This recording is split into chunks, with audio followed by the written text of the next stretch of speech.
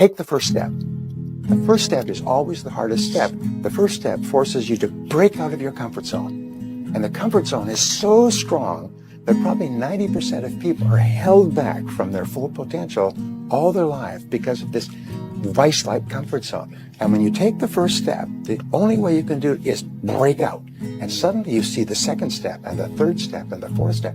And then as you take the steps, your self-esteem goes up and your self-confidence goes up and you become more creative. And so this is the difference between top people, is they have a big idea of what's possible and then take the first step. If you decide to be rich today, who gonna stop you? Who? If you decide you want to be rich, all you gotta do is start. Why not? Who gonna stop you? Impossible.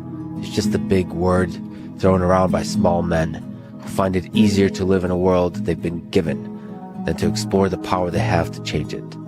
Impossible is not a fact, it's an opinion. Impossible is not a declaration, it's a dare. Make your move before you're ready. I'll tell you where big dreams go to die. Tell me. They go to the planning place, getting ready place, preparing myself. And it's the biggest con job we work on ourselves. There are so many bones of big dreams in that graveyard where people, it's always something. There's always going to be a set of reasons to wait. When are you going to take the risk? Well, what happens is that you take the first step, every subsequent step will appear. And surprise, surprise, you'll turn around a week, a month, a year, or some years later, look back, and you'll have accomplished extraordinary things. And people say, well, you're sure lucky. You're sure lucky. It wasn't luck at all. I worked at it and worked at it and worked at it. How many times has God showed you something in your imagination that you thought was so wonderful? And then you took it in there to your family and your friends, and you shared it with them, and they shot it down. You know why they shot it down?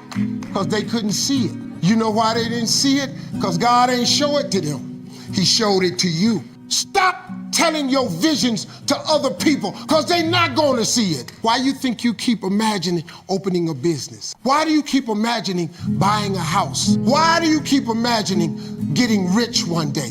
Why do you keep imagining that? Because God is talking to you. He's showing you something that he has for you. If you can sustain and maintain a modified state of mind and body your entire day and keep your energy up, get ready, because something unusual is going to happen in your life. It's the law. And I know it from experience, and I've witnessed it too many times. And it will come in a way that you least expect. Why? Because if you can expect it, it's nothing new. If you can predict it, it's more of the same. It's got to be a surprise. It's got to rock your world. It's got to catch you off guard, and it has to leave no doubt that what you did inside of you produced some effect outside of you. When you can correlate the changes you made inside of you with the effect you produced outside of you, you're going to pay attention to what you did, and you're going to do it again. And that's when we go from being a victim to being a creator. The hardest part of achieving your goal is to take the first step. Most people do not have the willpower or self-discipline to take the first step. But once you write down a goal, you always know the first step. You always know the first thing that you need to do. The first step is always clear, and so your job is to take the first step. And when you take the first step, the second step will appear. And if you take the second step, the third step will appear. And step by step, you can accomplish any goal. But before you can ever reach anything, you have to believe it. You don't just mistakenly become great at something. I found that nothing in life is worthwhile unless you take risks. Nothing. Take that first step. Do whatever it is that you thought you couldn't do, and don't be afraid, because that is the most important moment in your life. And then you realize it's not so bad. Okay, people are making fun of me, I failed, but they never tried anything. I at least tried it, and now I have an idea for my next one. It wasn't so bad. But if you never make that first step, I don't care, the wisdom of Solomon won't be able to help you. You'll always be stopping before you can. So you've got to have the guts to make that first step, and then the doors will open for you. The ability to concentrate single-mindedly on the most valuable use of your time and to stay with it without diversion or distraction until it's done gives you a tremendous sense of power and confidence and self-esteem. All success is preceded by single-minded concentration on a single task for a long period of time before it's accomplished. There are no successful people who have not developed the ability to concentrate without diversion or distraction on the one thing. Andrew Carnegie, who became the richest man in America, said that the ability to do this and learning this one secret, the ability to concentrate on the highest value task, was what was more responsible for his fortune than anything else. When a problem comes up, one of the best things to say is, all is well, everything is working out for my highest good, And out of this situation, this so-called problem, only good will come, and I am safe. And you know, this is something that's very powerful. All is well, everything is working out for my highest good. Out of this experience, only good will come, and I am safe. Mama, listen to me. I'm going to be rich. Anybody rich in this family? Go in there and sit down somewhere. Get yourself a good job. Oh, Mama, you must be right. No, Mama could be wrong. Because what you have in your imagination, God didn't show it to your mama. I'm sorry, He showed it to you. If your YouTube channel just crossed 100,000 and you're like, oh my God, you ought to feel like you're just getting started. If you just got a promotion at your job and you've never made this kind of money before, you just bought a house, you moved into a new apartment, you got a nice car, you got money in the back, your siblings are like, oh my God, you ought to feel like I'm just getting started. If you just all of a sudden had a massive milestone that nobody thought you were gonna do, and you act like you've made it, this is what's next. Boom. But if you're like, dude, I'm just barely getting started. That feeling is infectious. That's a childlike feeling. If you just started making $1 million here for the first time, you ought to feel like you're just getting started. I'm saying I'm the proof that you can ask the universe for it. Always remember, this is a life experience.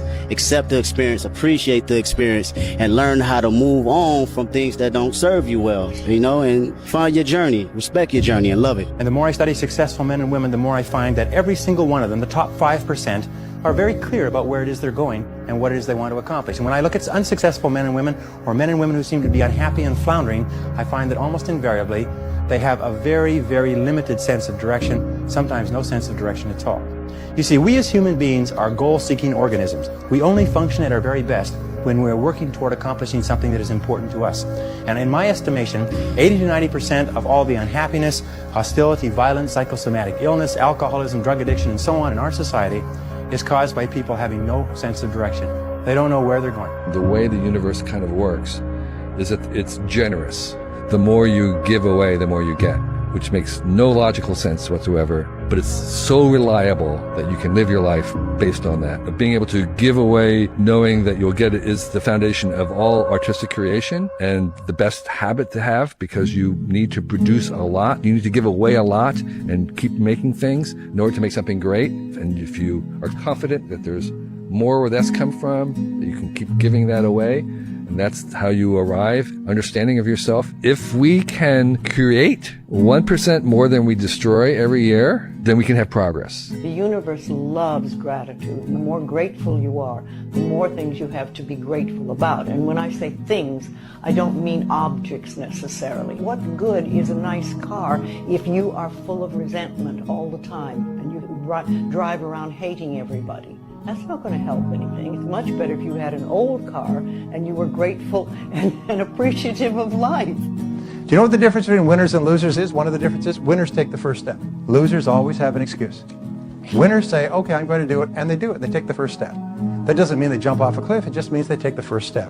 And if you take the first step, the second step will appear, and the third step will appear. You have to take the first step. You have to take some kind of action. Just by taking action, you show that you're not trapped by fear. You show that you're willing to challenge your own perception of the world and try to gain some perspective. It doesn't matter what that action is. I don't care whether you read a book, whether you buy a program, whether you sell your first prototype. Take some kind of action, because 9 out of every 10 people are not going to take any action. You already have an advantage just by trying. So few people understand that. They think there's some kind of advantage in waiting. There isn't. The longer you wait, all you're really doing is giving the other 9 people a chance to be the first one to take a step. And you know this as well as I do, even if your first 3 or 4 steps are fumbles and trips and you fall on your face, by the time you stand up, you're 4 steps away from the rest of the competition. The other thing I would say is that if you feel safe in the area that you're working in, you're not working in the right area. Always go a little further into the water than you feel you're capable of being in. Go a little bit out of your depth. And when you don't feel that your feet are quite touching the bottom, you're just about in the right place to do something exciting. See, it's all about the mind. It's your marvelous mind. You have one. Now, you may be looking at your results today and you may think, well, I've never really done anything. But you can. Start now. Just start now. Don't think you can't. Understanding the laws governing the mind. If you want to harmonize with the money frequency, it's your mind. That's what you're going to do. You're not going to do it with your arm, your leg. Doesn't matter how physically strong you are. You're doing this mentally. If you are happy, then you are going to bring money into your life. The shortcut to the secret is be happy now. And if you're happy now, you're going to attract everything that makes you happy. And what makes you happy? Not a lack of money, but more money. If you're somebody who wants financial freedom, you can have it. I'm saying to you, you can have it. The feeling of financial freedom is a peaceful feeling. Imagination is the most powerful, it's the most marvelous, inconceivably powerful force you'll ever know. Now, your imagination will take you anywhere you want to go. Your imagination will take you to the other side of the world. It will take you into a whole new life. And you've got one. Most people are using their imagination against them. They're imagining everything's going to get worse. Start to imagine everything will get better. If you don't fail, you're not even trying. To get something you never had, you have to do something you never did. Imagine you're on your deathbed, and standing around your deathbed are the ghosts representing your unfulfilled potential. The ghost of the ideas you never acted on.